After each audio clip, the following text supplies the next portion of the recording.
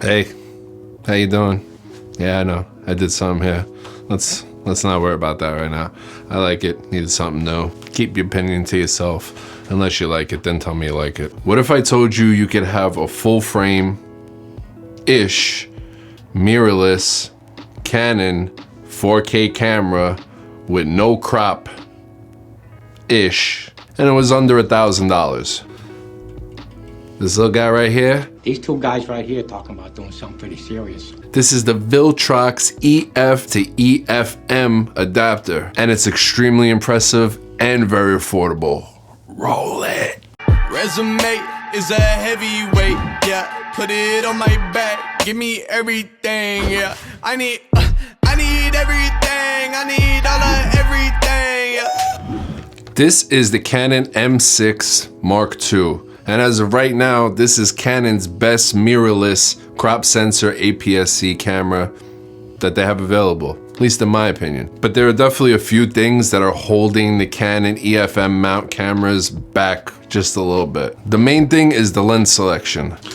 There's a handful of pretty decent ones, and then there's this, which is my favorite, which is the Sigma 16 f1.4. There's also a crop factor with these APS-C cameras. For Canon, it's 1.6. And in case that might be confusing to you, when you use a camera that has a crop factor, then you just have to multiply the lens that you're using's number. In that case, it's the 16mm times whatever your manufacturer's crop factor is. So Sony is 1.5 and Canon is 1.6. So when you multiply 16, which is the focal length on this, times 1.6, you get 25.6. So this is the equivalent of a 25.6mm on a full frame camera. But you can go out and pick up this spectacular adapter made by Viltrox, which allows you to use full frame lenses and adapt them to your EF-M mount camera, which is this, your Canon M6 Mark II, your Canon M50, your M5, your M200, your M100. So instead of your normal 1.6 times crop, you're only dealing with a 0.71 times crop, which I'll be honest with you, I don't even know how to do the math, but it's like 1mm. Give or take. It's so small it's not even worth mentioning. That's what she said to you. So I'm able to take my beloved, one of my favorite, I love this lens. This is the Canon EF-24 f1.4. This is gonna stay with me until they replace it with an RF lens. And even then, I might just stick with this because this thing is spectacular. And I can mount this full frame lens on my Canon M6 Mark II and basically use it at its intended focal length. And here's the kicker. This f1.4 lens using the Viltrox adapter winds up being a 1.0 lens. And that number is actually recognized by the camera and shows up on your flip screen. I could dial it all the way down to 1.0 and it shows it. So in a way, this adapter actually makes this lens a little bit better by making it faster. But what about autofocus? What about digital IS? Sometimes when you're using an adapter on your camera, it could really screw with the autofocus and sometimes cause it to not work at all. Life is what you make it. I feel like a amazing. I can't see a way out. I've been stacking face down off canvases I painted. I just spent the rain day on drip I can't afford, but that's the price I pay for the memories I'm making. By the way, who ordered what? Anybody out there pre-order the Canon R5 or the Canon R6?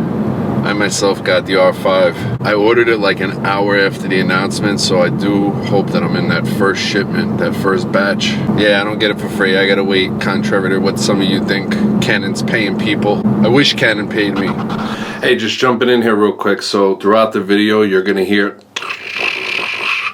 that is the autofocus from the lenses that I'm showing you. Now, the EF lenses are typically a little bit louder than the RF lenses. The RF lenses are amazing. They don't make any noise whatsoever. The EF lenses, a lot of them, you could hear that little grinding sound, but it's nowhere near as bad as it was in that video. Let me show you real quick. So because the M6 Mark II has a flip up screen and not a flip out screen, I don't have a relocation bracket, so I use this little Saramonic microphone, and it just happens to sit directly next to where the lens is actually focusing, and it intensified it by like times 10 because I had to obviously tune it for my voice, I wasn't really thinking about the autofocus. So that's what you're hearing. These lenses do make a little bit of noise when autofocusing, not a deal breaker whatsoever. But in this video, because the microphone's so close to the mount, that's why it's making that terrible, terrible sounding noise. I apologize. Sorry. All right, back to me. Canon EF-24 f1.4. We did turn off digital IS, so we have no extra cropping going on right now. And this seems about right. This is about a 24, maybe a 25 mil. There's almost no cropping. Autofocus seems spectacular, seems normal. I think it's slightly slower, but it's not like it's gonna hunt all over the place. I think it's just a little bit slower to lock on what you're trying to lock on. I noticed that when I was just holding the camera up in front of me before. All right, here's a stabilization test. Now it is a little tight because we do have digital IS on. So we're probably really at about like a 28 mil right now, but that takes place with any Canon lens. Whenever you use digital IS, it just automatically crops in. And we are on sort of a rocky road here. I'm not gonna apply any type of stabilization in post or anything like that. You're seeing it straight out of the camera. Look at this tiny little frog here. Jump, little guy. Jump.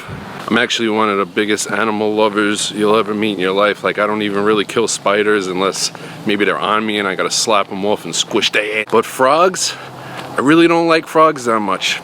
Don't care for frogs. You know why? There's a reason why. By my house where I live, the frogs in PA, a lot of them are poisonous. So when they feel threatened, they release like a venom through their pores. Now this venom is so damn powerful that it kills animals. It kills other animals if they try to eat the frog. Like the frog is like, yo, taking me out, you coming with me, moth. And what happened was, I didn't know that. So a couple of years back, I was walking my dog Kobe and we saw a little frog and I'm like, hey, look at the frog. And I tried to like film him playing with the frog, thinking it was completely harmless. And he sniffed the frog and his nose just nipped the frog just a little bit. And then you know how dogs kind of like lick their own nose? He must have intaken some of that poison and he was puking like crazy. When I tell you, it was just had to be a dot. His nose just nipped this frog and he was throwing up like crazy. He was in really bad shape, boy. So he actually almost died. And then I did some research on it and they actually tested these frogs poison, and they said that if a dog goes and like snatches the frog up and actually has it inside of its mouth, that most likely the dog is going to be dead within 10 minutes. So for all you people out there that have dogs and frogs, make sure you research what kind of frogs are in your area and if they're poisonous. And if so, don't let your dog anywhere near them little bastards. So now, I'm frog racist 100%. I don't mess with frogs, even though that little guy was kind of cute. All right, so we're at f2.0 right now. Let's go all the way down to f1.0 just cause. My goodness, is that one of the blurriest backgrounds you've ever seen in your existence? Coming out of a Canon APS-C camera? Oof. I was surprised to see that the camera actually read this as a 1.0 lens. How's the stabilization look? This lens is not stabilized. The camera doesn't have IBIS. We're just working with digital IS only, and it's, excuse me, sorry, I'm so sorry about that. And it's just the standard digital IS. We're not using enhanced because that crops in way too much. You need to be working with like a 14 or a 15 mil to even consider using that while vlogging. This is a great little camera, man. This is a very underrated little camera. By the way, thank you to B&H for sending me over the Canon M6 Mark II. If you don't know about B&H, you should. Man, there is something just attacking the same damn spot on my arm right now, and he likely to get dealt with. It's like the same bug is just going for the same spot on my damn elbow. It's hot, sticky, and humid. Okay, better chill. Now I can't tell on the flip screen, but it seems like the stabilization is doing pretty damn good. I can't wait to see what the R5 stabilization is like.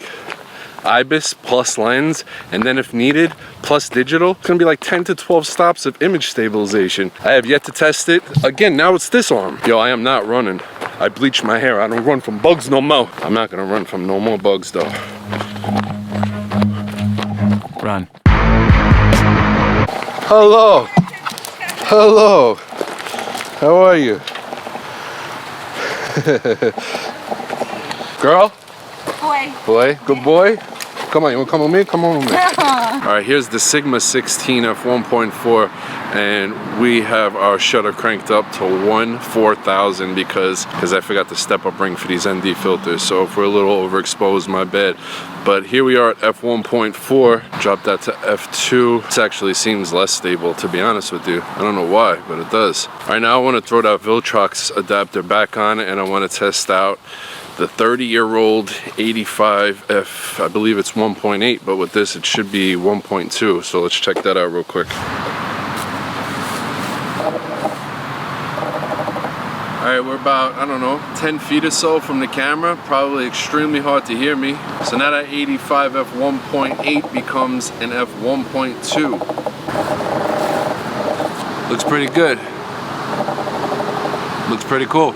All right, so now because we're using the EOS-R, this crop is too big to put a 24mm on top. I was shooting 4K before on the EOS-R during the intro, but I had my 1535 at 15, which made it a 25.5. So it's basically was the equivalent of what this lens was on the Jesus, so many letters and numbers. The M6 Mark II with the 0.71 times crop. Does that make sense? Is it confusing? Don't worry about it if it is. So now we're in 1080p, upscale to 4K. If you're wondering if the R is still worth it to grab now that the R6 and the R5 are out, hell yeah! As you can see, I don't know if you can tell, there is a little bit of glass, a little bit of come on, where's this thing tracking? Does the autofocus pick that up? So there is an extra layer of glass on there. Are you gonna lose some sharpness? Probably a little bit. Is it gonna be really noticeable on YouTube? Is it gonna be noticeable to anybody, really, clients or anything like that? Like, oh, that looks a little less sharp here. What are you doing? That's not full frame. Shut your punk ass up. I personally think if you have any EF-M mount camera, this is a no-brainer. It just completely opens up the amount of lenses that you have available for your camera. It also makes them faster. Really doesn't affect autofocus too much, just a little bit, but not a deal breaker by any means. I think it's an absolute win and extremely inexpensive, and I will drop some links down below if you want to pick one up for yourself. On that note, if you like this video, throw me a thumbs up. If you are not yet subscribed, please do so. I'd appreciate it highly. All right, my people, until next time, enjoy your day, your night, and tomorrow morning. Salute.